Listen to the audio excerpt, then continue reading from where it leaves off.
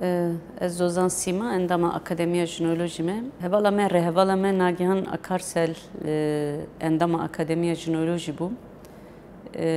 Demek ki dirêj me bi hevra karûxebatê jinolojî meşan.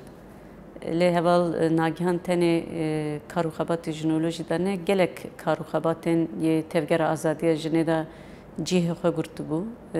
Yani jiyana xwe de jî her keliya jiyana xwe de jî ji bo gelê xwe, ji bo doza xwe, ji bo azadiya jinan têkoşînekî behem hada. Eval nagihan malbatekî yê sürgün yê Konya da hatı dunê. Birastî jî mirov dema ku yani helbest yani helbestên ku wê nivîsandiye nivîsên ku wê nivîsandiye rojnivîsê wê da nivîsên bi giştî ku wê xwe îfade kiriye da jî bandora rastiya malbata wê sürgün bûyîne li Kurdistanê şopevana pir wisa eşkere dibîne. Birastî jî sürgün bûyîn hîsekî wisa heval nagihan da ava kiribû ku her tim li koka xwe digeriye. Her tim koka xwe re daha zêde girêdanbûyînekî dixwast ava bike. Dema karûxebatê jinolojî de jî aslında ew lêgerîna wê ciyê xwe girt. Berî wê xebatê karûxebatê ragihandinê de jî ragihandina azad de jî ciyê xwe girtibû. Kedekî mezin wê qedê de jî dabû. Tevgerê ciwanan yê şoreşger yê zanîngehê de jî ciyê xwe girtibû. Heman demê her keliya jiyana xwe de mirov wê lêgerinê dîdît. Yani Kurd bûyîna xwe re wekî jinekî yê Kurd rastiya xwe keşifkirinê û heman demê yani lêgerîna azadiya jinan yê gerdûnî ve yê heremî kirina yek de lêgerinekî xey gelek mezin hebû. Ez dema ku wisa bi yek du hevokê hevala nagihan penasê bikim. Birastî jî serdema ku em tê de ne gelek kes wekî serdemekî pir bêvîjdan, bêhest dinirxîne. Heval nagihan wekî Rebera Po jî tîne ziman Rebera Po dibêje ku insanê ku bi wate û bi hest jiyan dike insanê herî binirxe. Ez dikarim bêjim ku heval nagihan yek ji wan hevalana bû. Yani hest û wate keseyata wê de digîşt hevdû. Bi zanebûnê ew daha zêdetir xwebûyîna xwe li ser hest zanebûn dida ava kirin û ser koka xwe şînbûyîn esas digirt. Dikarim bêjim ku yani ew lêgerîna xwe, ew ısrara xwe, îradeya xwe û herî zêde jî yani taviz nediyayna berxwedana xwe, lêgerîna xwe yani keseyatekî bi wê avayî bû, pir bi ısrar bû, pir bi coş bû. Dema ku karekî dikir, hani dibêjin ya bi eşqekî dikir. Karûxebatê jinolojî jî wisa bû, karûxebatê lêkolînê jî, nivîsê jî herî davî kare ku dema dimeşan şehîd ket arşivê pirtûkxaneya jinên Kurd jî. Yani astengî nas nedikir, xeyalê xwe pir mezin bû ama heman demê îrada xwe jî pir mezin bû. Ji bo jî ser me hemûyan jî bandorekî gelek mezin da ava kirin. Hevala nagihan yani demek ki dirêj 2015 heta ku roja şehîd ket endama Akademiya Jinolojî bû. Gelek karên yê sereke jinolojî de jî nêrîna wê, fikra wê, kedê wê gelek mezin e. Hem kovara jinolojî de nivîskar bû, desteya wêşanê de cî digirt. Avakirina projeya jin war de destpêka wê de ciyê xwe girt. Xebatê lêkolînê yê Şengalê de ciyê xwe girt. Li ser Afrînê lêkolîn pêk anî, avakirina navendên lêkolînê yê Bakurû Rojhilatê Sûriyê de ciyê xwe girt. û heman demê belkî bi hezaran însan perwerde kir.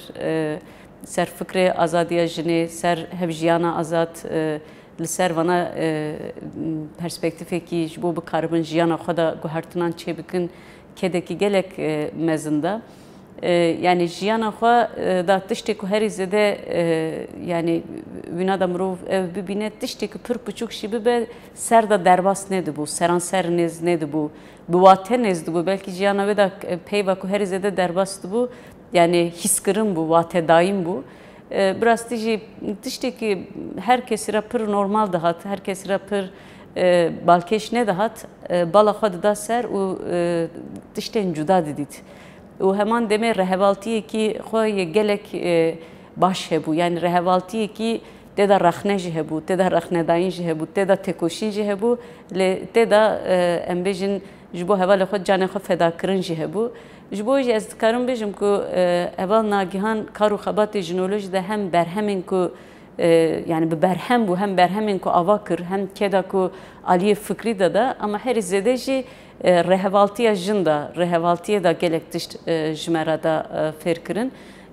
îro kar û xebatê jinolojî asta ku gihîştê de mirov dikare bêje ku gelek kevirên esasî bi dest hîs û fikrên heval nagihan hatin avitin.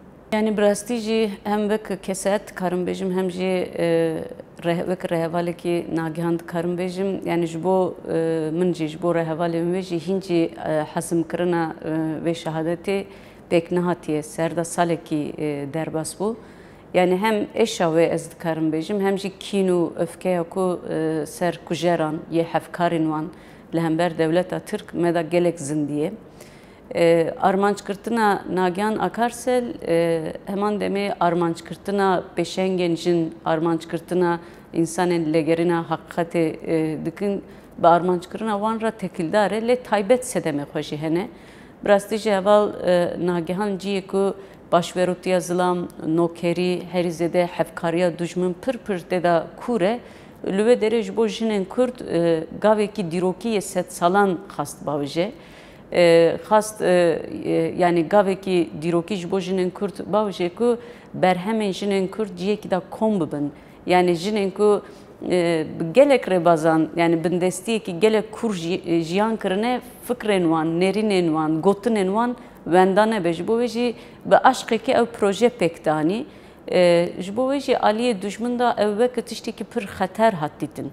Ji ber ku xabûyîna jinên Kurd îro asta cîhanê da işte bi suruda jin jiyan azadî wek şoreşa jin jiyan azadî geliya ku deng weda ew suikast çêbû. Yani mirov van tiştana li hev dixwit negire dest bi rastî jî heval Nagihan nivîsa xwe ya davî ku kompîtera xwe da nîvê wê hatiye nivîsandin ser şoreşa jin jiyan azadî nivîsandibû. Li ser vê şoreşê û li ser vê surûdê belavbûyîna wê asta cîhanî da hestekî wî pir kûr hebû. Yani salên davî hîn ev şoreş dest pê nekiribû vê gotinê û ew gotin çawa aliyê felsefî da aliyê tekoşînê da felsefeyekî çawa navxwe da dihewîne vîna pir baş hîs dikir û dida tê îsandin. Ser vîna gelek nivîsê wê hene. Helbestê wê hene rojnivîsa xwe da li ser van gelek nivîsandiye. Mirov dibîne ku herî zêde tirsa ku yani dijmin da daya ava kirin yani ciyê ku em bêjin şoreşa jin jiyan azadî deng weda yani hevala me tam jî wek geliyê da hem piştî dönema ku ev şoreş li em bêjin Rojhilatê Kurdistanê deng weda hat armanc kirin. Sedemê xwe yê girêdayî em bêjin êrişên ku van du sê salên daviyê bi taybet wek rêbazê suîkastê wek bi rêbazê em bêjin lêdana yani teyareyên keşfetê jiyan kirin bi wan re jî girêdayî ye. Bi rastî jî dewleta Tirk yani vîna bi xwe îtiraf jî kir. Yani ew suîkast girtin ser xwe jî sefîrê dewleta Tirkiye Iraqê dema ku ji bo vê suîkastê pirs li wî hat kirin eşkere em bêjin li xwe mûkir hat û got yani ew êriş aliyê wana da pêk hatiye. Bi giştî mirov dikare bêje ku tevgera azadiya Kurdistanê wek yani bi şoreşa jin şoreşa Kurdistanê pêşxist. Şoreşa jin jî bi pêşengtiya jinan pêk dihat. Jinên ku pêşengin ruh didin şoreşa Kurdistanê jî ruh didin şoreşa Rojhilata Navîn û şoreşa cîhanê jî. Ji ber wê sedemê jî hedefkirtina jinan taybet e. Ji Hevrin Xelef, Zeynep Sarûxan, Zehra Berkel li Hevrin Xelef em bigirin heta Zeynep Sarûxan, Zehra Berkel gelek pêşengên jin ku bûn armanca êrîşan yani hîn jî dewamın bi rastî jî mirov vê tirsê vê xofê dibîne ku pêşengtiya jin desthilatdaran da tirsekî bi çavayê dida ava kirin ji ber ku pêşengtiya jinan ruh dide civakê bi giştî. Ji bo wê jî yani heval Nagihan Akarsel hem wek sedemên taybet girêdayê şexsiyeta wê û karê wê hat armanc girtin ama heman demê sedemên yê dewleta Tirk tevgera azadiya Kurdistanê wek tevgerekî bi pêşengtiya jinan pêktê bi pêşengên jin tolgirtina xwe bi wan re jî girêdayî mirov vê rewşê dibîne. Herî davî yekşi jineki lehember daişi fermandar ki gelek mezun bu eval şervin erişa kulu ser ve çebiye limin biçeci ve ki haleke ve evene yani devlet Türk binketina daişi jiberku binketina daişi li dünyayı da ve ki yani bina ve ki gotunji gelek kestine zaman ya yani zılamın heri vahş bijinin heri hoşik hatın bin xistin bi şoreşa jine hatın bin xistin tola vina digre edef kırtına Nagihan Akarselci evala mer Nagihan Akarselci yek jivan evanaye u sedem adınci brastici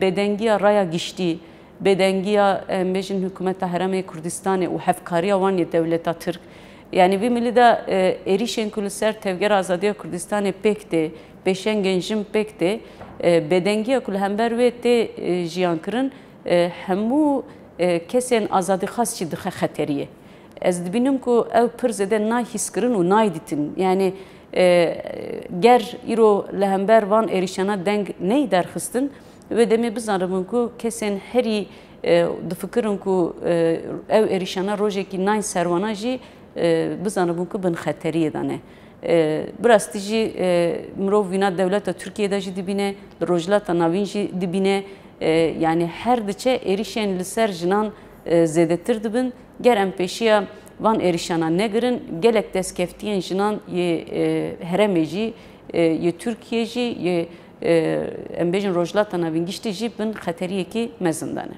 bêdengiya ku li hember van êrîşan tê jiyankirin mirov sedemê vîna wek hevkariya yani desthilatdariya mêr yê kurevî yani yê ku bi hezaran salin pêk tê bi wê re girêdayî digire dest yani bir milli da dev jeberdin em bêjin yê kesimên demokratiya jî em bêjin ku mafên insani yê herî bingehên ku pergala devletan ji bo xwe danîne ew jî tên binpêkirin gelek sucên şer yani mafên mirovan binpêtêkirin bêdengiya ku li hember vîna heyî wek bêdengiya hevkariya desthilatdariya mêr mirov dikare binirxîne heviyekî me pir mezin li ser vê tuneyê lê dîsa jî li hember vana têkoşîna xwe em ê bilind bikin ji bo vîna jî taybet çi saziyên peywendîdar bikaribin yani erkê xwe yê ku hebûna wan saziyana dide diyarkirin pêva rabin îsal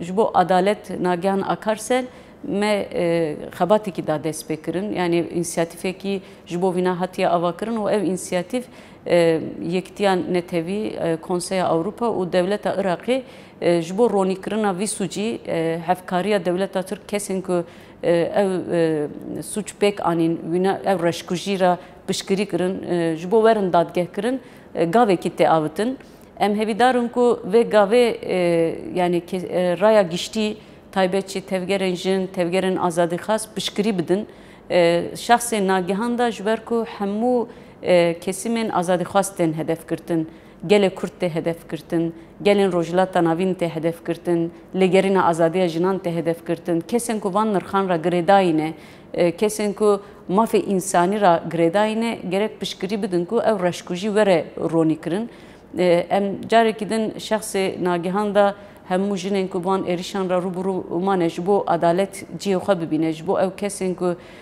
van êrîşana plan dikin taybet devleta Tirk were dadgehkirin em ê têkoşîna xwe bilind bikin raya giştî re jî daxwaza me ew e ku vê têkoşînê de ew jî erkê xwe berpisertiya xwe pêk bînin ji ber ku ew erkekî yê hebûna me diyar dike yani êdî serdema ku em tê de ne tenê tevgerekî ne tenê gelekî tê hedefkirtin ne tenê şexsekî tê hedefkirtin pêşeroja însanên azad pêşeroja însanên azadîxaz pêşeroja însanên demokrat bi giştî hedef tê girtin erkekî însaniyê ku erkekî şoreşgeriyê ku em bikaribin van êrîşana bidin sekinandin hesap ji kesên ku ew kuştun ew qirkirin pêk anîne em bikaribin ve hesabê jî ji wan bixwazin yani ji bo em dizanin ku her çi qas kujer aliyê asayişa yeneke ve hatibe girtin jî navê wê û girêdanbûyinên wê hatine eşkerekirin jî ew kes bixwe ji Ankarayê ew kes heman demê mîtê taybet erk dar kiriye û lê ew wek kesekî pêşiya perdeyê lê piştî de hêzên ku heyî nehatine ronîkirin û dadgeha vîna jî lêpirsîna vîna jî raya giştîra nehatiye eşkerekirin. Ji bo we em dixwazin bi vê însiyatîfê yani dadgehekî dozekî were vekirin ku yani piştî kîjan hêz hene derkevin holê. Ji bo wê gelek kesên navûdeng yê akademisyen, hunermend, nivîskar jî piştgirî didin vê daxwaza me. Em hêvîdarin ew însiyatîv kar û xebatê xwe daha zêde pêş bixîne serî da hevala me nagihan lê reşkujiyên ku hem li Süleymaniye pêk hatine hem Bakur û Rojhilatê Sûriye pêk hatine hem li Ewropa pêk hatine bi giştî van reşkujiyana werin ronîkirin ji ber ku êdî dewleta Tirk tenê li ser axa xwe ne asta cîhanê da terorê li ser welatan dibe yani bi navê gelek kesan dike armanca êrişê xwe gelek kesan dixe lîsteyên terorê yani bi wî şeklî em bêjin ku êrişên xwe li asta cîhanî da belav dike. Welatên ku mafê bi navê mafê mirovan ra dibin welatên ku pergalekî hukukî ye asta dewletan da yani pêk dînin ji bo wan jî ew bi rastî jî şermekî gelek mezin e ku li hember vîna bedeng dibînin em dizanin ku ev gelek hesabên qirêjiyê siyasî û aborî ra girêdayî lê em ê van rûyê wan yê hevkariyê wan jî her tim bikin rojev kesên ku em bêjin vê însiyatîfê de cih digirin jî bi wê armancê dixwazin yani ji bo ew şexsê hevala nagihan da ew hemû êrişên hatine kirin hesabê wê were pirsîn. Dîsa em vê milî de bangawazî dikin raya giştî ku bikaribin piştgirî bidin vê dozê şexsê heval nagihan da ew êrişên hatine kirin hemûyan em ronî bikin û em bikaribin hesabê wan bixwazin.